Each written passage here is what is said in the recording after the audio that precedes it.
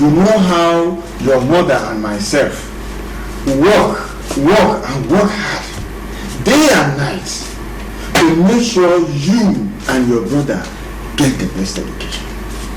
And you know that you are the first daughter and the only girl in this home. And how your brother really gets by in school. All this one you are doing, I don't understand. You think jumping into the hands of every Tom, Dick and Harry is but that is not true. Hey, shut up! Shut up your mouth. So your papa called a lie. Your papa called a lie. Instead of you to come tell me or your papa, you just jump the follow man because of meat pie. When the buy give you, you just they follow the man like that.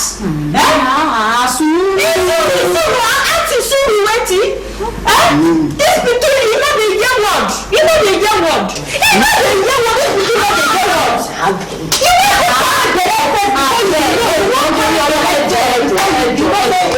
You go stay one place. Okay, please, sorry. Sit down. Please. Sit down. Okay. Sit down. Before you crucify her, let's hear from her what she have to say. What really happened? Oh yeah, talk. Anike? Oh yeah, talk. Yes, sir. Let me sound a note of caution for you here. It is better you kill me with the truth than try to comfort me with lies. Are you hearing me? Yes, sir. You hear what I said? Yes, sir. Tell us what happened. Yes, Papa. We met once when I was going to buy provision for Auntie. Since then, he has been bugging me. He wants me to marry him. No, you can't agree. Just like that. You agree like that? No, Mama. I will not give up my education just like that. Besides, he's too old for me. And I inform Auntie as well. She urged me to continue to focus with my education. That is why he goes about telling sheep lies and blackmailing. Blackmailing? You say blackmailing? Yes. So you know all this one before? For your information, the matter is beyond all this one that we are talking about. Have you? Because the people, they have already come. They visited us, they brought wine, cola nuts, and a substantial amount of money to wedge it. So what they are waiting for now is to hear from us the day they will come and pay your dowry. It is well. Be rest assured that your daughter is in a good hands. It's in good hands. It's in good hands. Yes. Okay. About it, I want to be going now. See you later. Yes, Auntie. Jennifer. Yes, Auntie. You will spend the weekend with your parents. Okay, I'll see you on Monday. Auntie. No, son, I'll go back provision again. No problem, sister. Okay, whatever. later.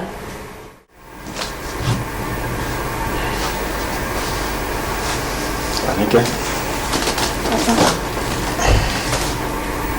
your son to be in-laws. You have already. Papa, how do you know? Listen carefully to me, my daughter. You see, with my ailing health, your mother works twice as hard for the upkeep of this family and for your education. And Gabriel and his family, with each visit now, they are resolved to getting something substantial, a positive response from all this matter. And however, whenever they come with provision. Wines of different tastes that I never even knew existed. Not to talk of the finances. Abi? So, and you know, we cannot keep up with this.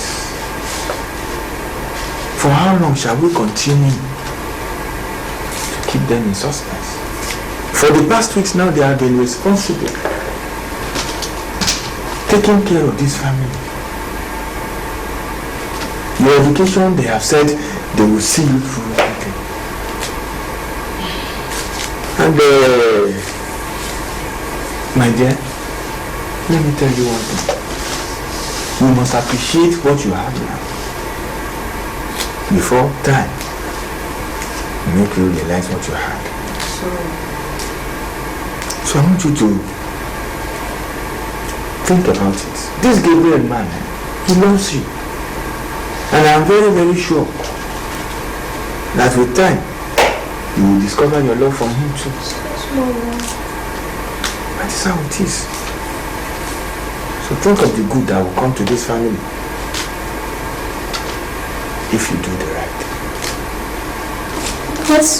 What will that do, Papa? The right thing? Reading between the lines, my daughter. Marry him. The word is enough for the wise.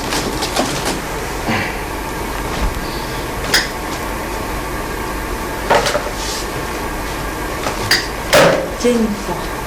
Yes, Mama. Jennifer. Yes, Mama. Now, true thing, Papa, they tell you. You see, you know, Kofi carry you go where no good. Even your auntie don't agree. Eh? See, they say na clap, they take the enter dance. With small, you go dey love the man. You go dey love the man small. So may you agree to what your papa dey tell you. Eh, my daughter?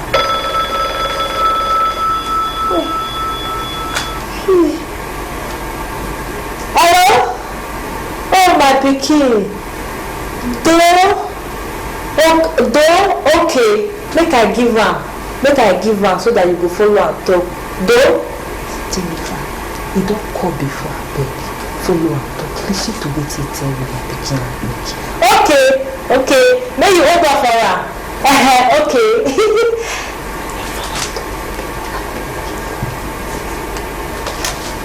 Hello? Fine. I've heard you. Only if you agree to my terms.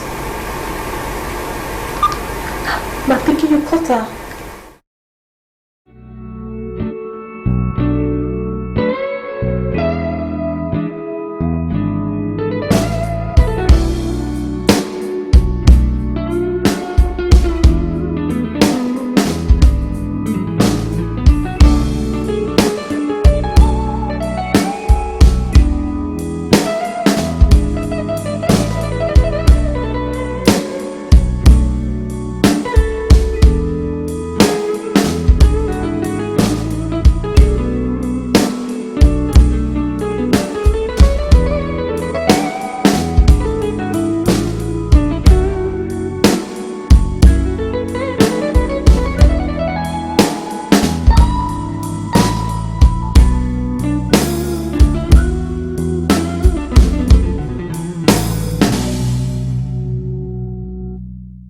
Good day and welcome to the program Decision is a program pioneered by the Christ Life International Family Foundation. I'm your host, Esiogene Godwin. Today's episode is tagged Love Drought. With me in the studio is Bishop Emmanuel Ufa, the pastor of Rema Place Ministry. Sir, you're welcome to the program. Thank you so much. Also, Pastor Vera Orubo is here, the pastor of Morning Star Christian Center. Ma, you're welcome to the program. Really glad to be here.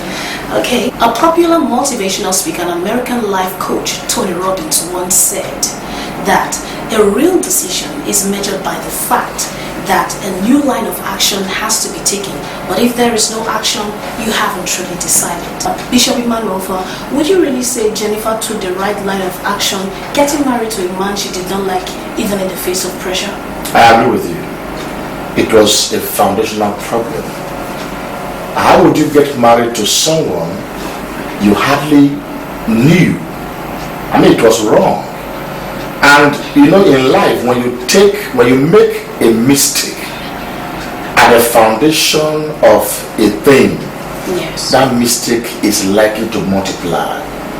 And that was why she kept having problems without solutions, as it were. So I would say that she actually made a mistake getting married to a man she never knew. Yeah. Someone she was not even interested in. Yeah, she was. They were not compatible.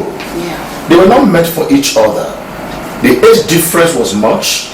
The gap was very, very wide. And then they were not in love. How would you marry someone you're not in love with? It's wrong. And you know, this thing boils down to the fact that many times the way people conceive of marriage, it's so terrible, because you see, marriage is something that has the capacity of making or marrying your destiny. Yeah. It's not like a decision of, okay, I want to run across the road to buy a pair of shoes. Yeah. If I don't like it, I can give it out. Marriage is something that can even make you miss your eternal destiny. So it's not something that you just see somebody across the road and say, okay, I just like him, let's just get married. And especially in this case, you don't even like the person. Yeah. I think Jennifer she didn't do right at all. Okay, so what do you think Jennifer should do in the position she has found herself? She's already married to the man and she's not interested, she's angry, she's not happy in the marriage. What do you think she should do? Do you think divorce is the case? Even before we go to what she should do, you know, there are a lot of issues relating to this matter. And one thing I want to say concerning parents, the most dangerous thing you can do to your child is to think that this is my child, I can use that child to better my status. Yeah. So you are not thinking of the child's future. You are not thinking of the child's happiness. Thinking of your you are thinking of yourself. Okay, yeah. my health is ailing, so I need this girl to now, she's not like a material, make them bring money kind of attitude. It is so wrong. You cannot just truncate somebody's destiny just for your personal benefit. I always tell people, you as the parent, you have already lived your life. Give this child a chance to live her own life. So the first thing I want to say is, leave this girl alone, let her make her decision. Then the next thing I want to say is, even for Jennifer herself, your parents pressured you and you succumbed to that pressure. It wasn't the wise way to go. Okay. In life, there are all kinds of pressures, especially when it comes to the issue of marriage. Even if you were not pressuring yourself, there are people who pressure you. There's peer pressure, there's parental pressure, societal pressure. Yes. It's like, are you being wicked? You see, this man wants to help your parents. Yeah. Why are you not succumbing? Why are you not getting married? Yeah. And of course, she was young, but then older ladies, people were like, okay, see, this person is married, this person is engaged. Why are you just wanting to be single? Okay, so the next thing I'd like to say is, don't ever succumb to pressure when it comes to the issue of choosing who to marry, because eventually you get to live with that person. Yeah. Whoever pressured you is living his own life, probably having a good day, enjoying his life, but you are there for life, for the rest of your lifetime. So it becomes necessary that you actually know what you want for the decision. Exactly. Know exactly what you want, pursue it, and accomplish it. Yes. Exactly, and this girl was just 16. She was in the secondary school. She hasn't even reached an age where she could actually make an informed decision. Yes. She's a child, 16 years. 16 years. And it's again, I'd like to say I've dealt with many cases where this girl knows that this is not the right kind of person I want, but she's thinking of, I want to be educated, so I will manage him. Okay, but managing, I will grow to love him. Okay, now but managing this person in the secondary school will be easy. Through the university will be easy because he's paying your school fees. Okay, but by the time you graduate and you are seeing other people who fit more into your life, it's not going to be easy to remain in that relationship. Yeah. So I'd like to say to everyone watching out there now, and somehow economically your parents are not doing well, it is wicked for you to get a man to pay your fees. A man you know you don't love. And sometimes even the girls, they know that at the end of the day, when I graduate, I'm going to jettison this man. Yes. They know it. You are using them. You are just using them. It's wicked. And you know, there's a woman who did it that I know of. Eventually, the certificate she got, she never got a job with that certificate. Never. And last, when she now narrated the story to her pastor, the pastor said to her, you must go and apologize to that man. By this time, the man had moved on with his life. She went, apologized to him. The man prayed for her before she was able to get a job. Because you see, you just don't do such things.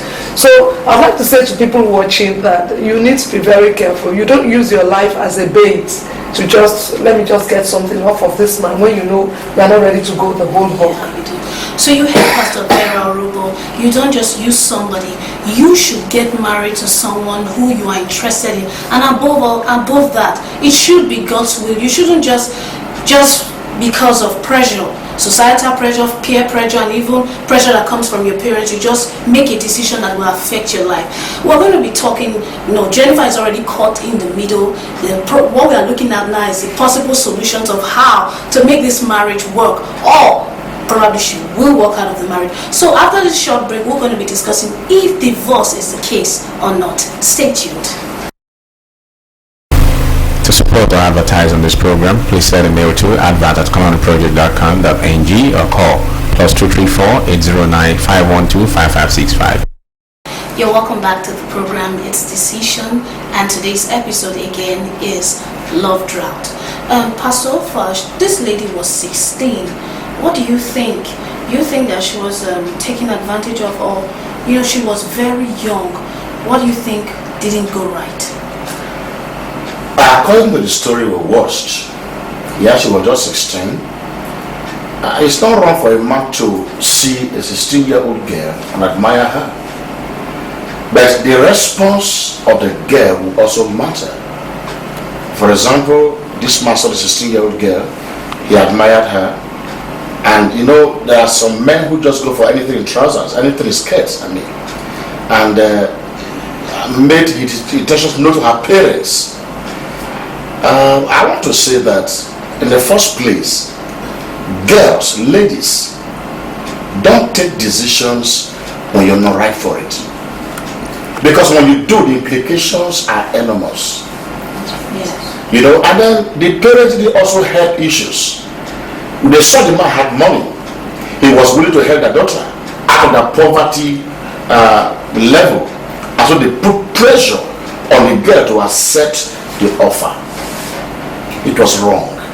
And then I was just looking at the aspect of, the man who is like 52 and this man is 16. It's like your granddad coming to marry you. Yes. I want to say to older men, that when for whatever reason you are older, you want to get married, marry somebody who is closer in age. And I have had to deal with many situations where this man sees this small girl, decides to train her through school with the hope that they will eventually get married. It never works. In most of the cases, it never works. So I would like to say, don't just go out there, I want to train you, I want to marry you. Most times, by the time the girl graduates and then she sees life, it's likely the thing She's will exposed. She's exposed. She sees things. I mean, it doesn't just work. So it's better to just go where you are at that time. Let God just lead you. And I want to say, especially if you're a child of God, you want to get married, there are 3 things to do. Number 1, be ready to look up. In other words, look to God. It's like look up to the hills from whence comes my help. So you be ready to pray about the issue of your marriage. I'm sure if that guy had prayed, God will not lead him to 52 to go and marry a girl of 16. Then secondly, you look inward. Looking inward means I can't marry, first of all, without discovering who I really am. Yes. I believe that self-discovery precedes spouse discovery. That is to say, you are asking yourself, does this person fit into my life? Amos 3:3, can 2 work together except they agree? Okay, so how am I going to agree with a 16-year-old girl at the age of 52? So you see that even on that premise, that relationship was never ever even going to work so well. Then the third thing is to look around. For a man like that, if probably he had looked around, he probably would have seen a woman of maybe 30, somebody who was ready at that time. Because 52, and the girl had to spend another 8 years in school. Then he was 60. At the time he was relocating to Ghana. That's pretty much like the man's life was over. Okay, so what you want to do? Are you saying life at 60 is over? No, I didn't insinuate that. No, to be getting married at 60. Sure, I agree with you. Even if your wife gets pregnant the next day, that means that you will be 61. You will be 61 when your child is just a year old. When would you start paying school fees? Okay, so that's also to say retirement and all that. You do everything to marry there are seasons in life, and you trust God to marry at that season. Okay, so that you find out that at that time things work out better. And if you are already that old and you're marrying you want to marry somebody that's within a bracket that's comfortable. Yeah, on a lighter note, recently I wedded a man of 70 with a woman of 64. Now you're talking. Now you're talking. I'm sure they're both widows. Sure. Yeah. I mean, you have a companion for life. That's beautiful. So it's necessary for us to think properly. Look up, look around, pray to God. Is this your will? What should I do? So now, Pastor Vera, Jennifer is caught in the middle. She's already married to this man. Do you think divorce is the case? I feel for Jennifer really, because I mean, to spend the rest of your life someone with someone that you're not interested is quite a challenge. But you see, I believe in grace, and I believe in God's word. And God was saying to me the other time, because I teach English, so and when we're teaching English, we talk about nouns, abstract noun. One example of an abstract noun is love. Is an abstract noun. And God says to me, no, love is not a noun. Love is a verb. By that he was saying to me that love is what you do. Love is action. Love is not just a feeling, it's action. So when a person, you get married, and we know that every marriage, forget this Jennifer's case for a minute, every marriage has its own challenges. Probably there's somebody watching there, you didn't marry an older man, but your marriage has a challenge right now. So what you need to do is to just, am I loving this person? Now if you go to 1 Corinthians 13, the Bible talks about the actions of love. Love is kind, love is patience, love does not seek its own. So if Jennifer begins to think of that, okay, in this one I'm not going to seek my own, let me seek, this man in fact just lost his dad, maybe I would get to love him, I would put in whatever I can. And I found out that when somebody begins to make an effort, knowing that God says in Malachi 2 that I hate divorce, okay, you are putting in effort to say, okay, I want to do God's will. God gives you grace for that place. That's true. Grace is released for you to be able to do it. So I'd like to say to Jennifer, it may appear like, oh, see my mates are marrying their mates, I married an older man. You've already gone ahead to do that. Receive grace for your place. And I believe that marriage, God can make it a very beautiful experience. And also, in addition, when you find that you made a mistake in life, you don't die in the mistake. Exactly. You get the best out of that mistake, and I'm sure you will enjoy it. But if you are one-sided, you are myopic in your looks, you could just find that there's no way out of the problem. That's not true. For every problem, there's always a way of escape. And divorce is not that way. She can make the best out of that same marriage, but she made a mistake. and she will enjoy it. One last question. You said about her making effort, not staying in a mistake, but making effort. She's working in a media company, graduate of mass communication, which she loves, and the guy has to relocate to Ghana. So part of making effort, do you mean that she should quit her job? There are mass communication jobs in Ghana. But she just have love for this particular place. So what do you think? Do you think she should quit her job? You know, the Bible spoke about, what's that, Naomi? You know, yes. Ruth. And it says, where you go, I go, your people shall be my people, your God shall be my God. So it's simple. It's simple. There are other jobs she can get over in Ghana. And I'm sure probably the relocation will also do good for that relationship. All right. So what's your advice for people? What's your advice for marriages who are going through similar situation? Bishop Ufa, I want to start with you. Any extra word for people who are going through this situation? Like I said earlier, one, for a lasting solution to problems, go to God. He's the author and the finisher of our lives. You know, go to God. When you pray, He will give direction. So for those who are going through same kind of problems, go to God. And you cannot go to whom you don't know.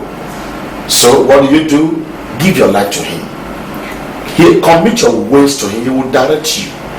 He will teach you the way to go. No matter how confused a puzzle is, the Lord always has a way out of it. Yes. Meet Him. He's your Father. Have a relationship with the Lord. He will get you out of that tight corner, and you'll be happy you did. Pastor Vera. Well, you know, they came to Jesus in Matthew chapter 19 and they were saying, is it lawful for a man to divorce his wife for just any reason? So I found out that the issue of marital disharmony has been from beginning. Okay, it's been there. And Jesus, in replying, He said, have you not read? So I found out that for many people, the reason why challenges in their homes appear to linger on is that they have not read God's manual concerning marriage. They've not found out, okay, what does God have to say about this matter? Now, what does God have to say? That the husband, as a husband, you need to just relax. Ephesians chapter 5 says, love your wife. That is not even a suggestion. So anyone going through this kind of situation, which may not be just this kind of age difference, but that your marriage is going through an issue, one of the things, okay, I decide to go by the word of God. I'm going to love my wife. Then for the wife, Titus 2 says, the young women should love their husbands. So you also decide to love your husbands. As I said, love is a verb. As you do that, as Reverend has said, back it up with prayer, you find out that marriage is going to really receive a new life and things will begin to work. Alright, you just heard from Pastor Vera and Bishop Ufa. You know, Robert Schuller said, never bring the problem-solving stage into the decision-making stage. I'm sure when he said that, he thought about people. You know, a lot of times we make decisions because we are pressured. Take the pressure out of it for one moment. Think 100 times about that decision. And when you make that decision, be as one man to stand by it. So it's necessary that we make the right decision and not be pressured while making decisions. Bishop Ufa, thank you for coming to the program. My pleasure. Also, Pastor Vera, thank you for your contributions. I really appreciate both of you. Thank you very much. Alright, this is where we round up for today. More episode next time, same station.